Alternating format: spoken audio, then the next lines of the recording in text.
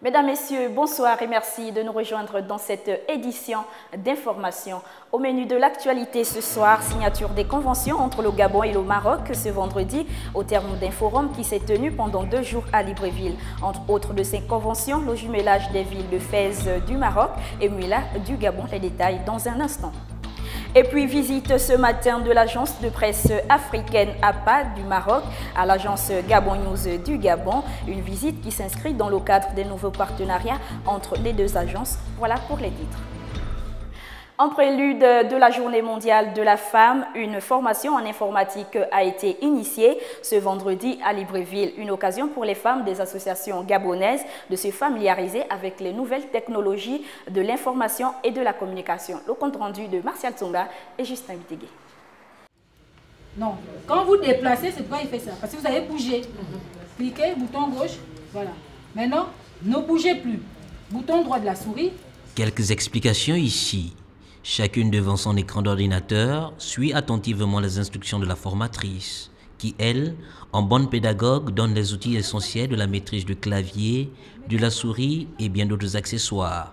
Un atout pour les apprenantes. Pour faire une formation, je ne savais pas comment rentrer dans un site internet et comment manipuler l'ordinateur. Donc je me dis que la journée de 8 mars, vraiment, ça m'a beaucoup plu. Le temps évoluant avec lui les nouvelles technologies, ces femmes ont décidé de se battre afin de maîtriser l'outil informatique. Si j'ai accepté, c'est parce que quelque part ça me fait du bien.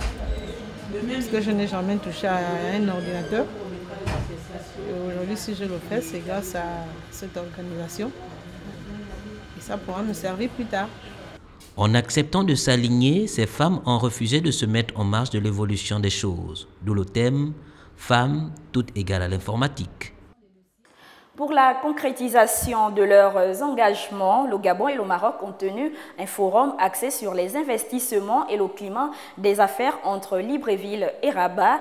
Une journée de travail intense qui a vu la participation des hommes d'affaires et des membres des deux gouvernements en présence du roi du Maroc et Ali Bongo, président de la République gabonaise. Reportage Kenyon Ngoy. Après une journée de forum entre le Gabon et le Maroc à Libreville, à l'issue de la visite du roi Mohamed VI, on a assisté à la restitution du rapport des travaux. L'honneur m'échoit de restituer les résultats du forum Convergence et complémentarité économique qui a réuni en une intense journée d'échanges et de partage des opérateurs économiques, dirigeants d'entreprises, hauts fonctionnaires et investisseurs de nos deux pays. Pour les ministres des Affaires étrangères des deux pays, cette rencontre de référence verra plusieurs secteurs se développer au regard des conventions signées. Ces nouveaux instruments vont contribuer à l'enrichissement d'un cadre juridique déjà bien riche et ouvrir ainsi la voie à une intensification de nos échanges pour un partenariat plus dynamique et mutuellement bénéfique. La visite de votre Majesté en République gabonaise restera, à plus d'un titre, une visite de référence. Elle a permis de donner une perspective substantiellement et durablement stratégique aux relations historiques déjà fortes entre les deux pays frères.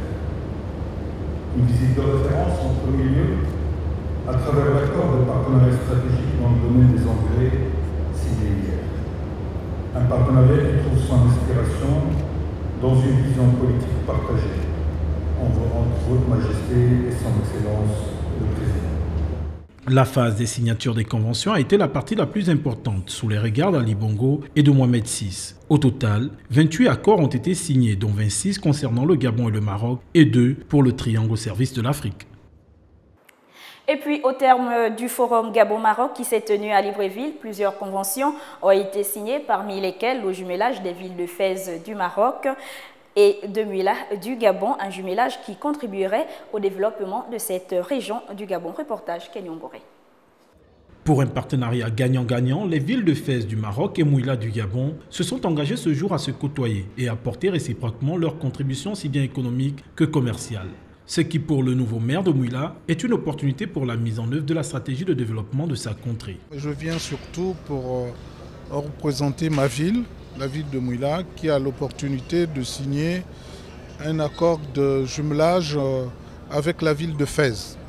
Vous savez, quand il y a un jumelage, ça donne l'occasion de faire connaître la ville et l'occasion d'échanger avec la ville jumelée sur le plan économique, sur le plan social et sur le plan culturel. Je crois que le jumelage que nous allons avoir l'opportunité de sceller avec la ville de Fès va nous donner l'occasion de faire connaître la ville de Mouila et aussi peut-être de profiter de cela pour l'enrichissement au niveau des échanges entre la ville de Fès et la ville de Mouila. Le développement de cette ville de la province de Langounié passera également par la signature de cette convention qui liera désormais la ville de Mouila à celle de Fès, un jumelage lié au Forum économique Gabon-Maroc. Par ailleurs, visite ce matin d'APA du Maroc à l'agence Gabon News du Gabon, une visite qui s'inscrit dans le cadre d'un partenariat entre les deux agences. C'était l'occasion pour le directeur d'APA News de confirmer les bons rapports entre les deux entités, mais également de confirmer son apport dans l'optique d'aider Gabon News à se hisser parmi l'élite au Gabon. Kenyongori et Joshua Schwartz. En visite à Libreville pour le forum Gabon-Maroc, le directeur d'APA News, média partenaire de Gabon News, s'est rendu dans les locaux de cette agence pour faire un état des lieux et discuter des différentes opportunités de coopération à venir entre les deux entités. Je vois la détermination des gens qui s'occupent de cette agence et les journalistes qui sont dedans. Je crois bien qu'ils ont un grand avenir devant eux parce qu'ils essayent de faire les choses bien, d'être plus professionnalisme. Après leur collaboration pendant les dernières assemblées générales de la Banque africaine de développement, ainsi qu'une formation, APA News compte désormais accompagner Gabon News dans sa quête de devenir un acteur principal dans le paysage audiovisuel gabonais. Cette coopération sera dans le domaine de la formation, et dans l'échange des informations, du texte et de la vidéo entre les deux agences et les deux groupes de presse. APA News et Gabon News, c'est une illustration de la coopération sud-sud entre les deux pays amis qui travaillent de plus en plus ensemble pour leur développement respectif.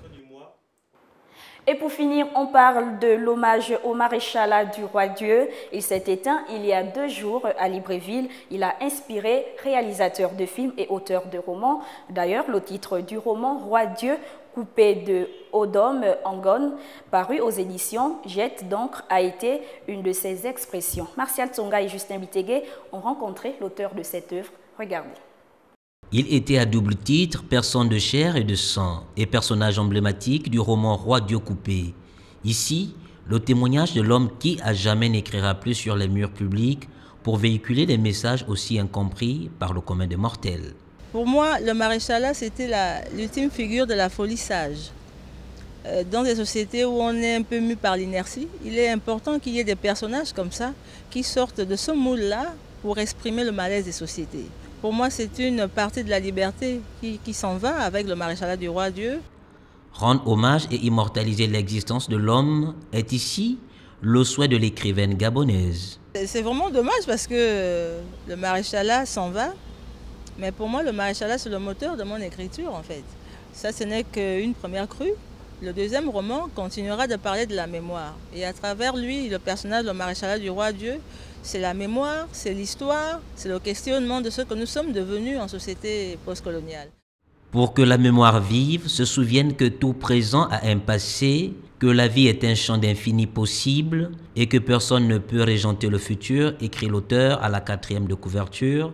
Usez et abusez du texte, lisez-le sans modération.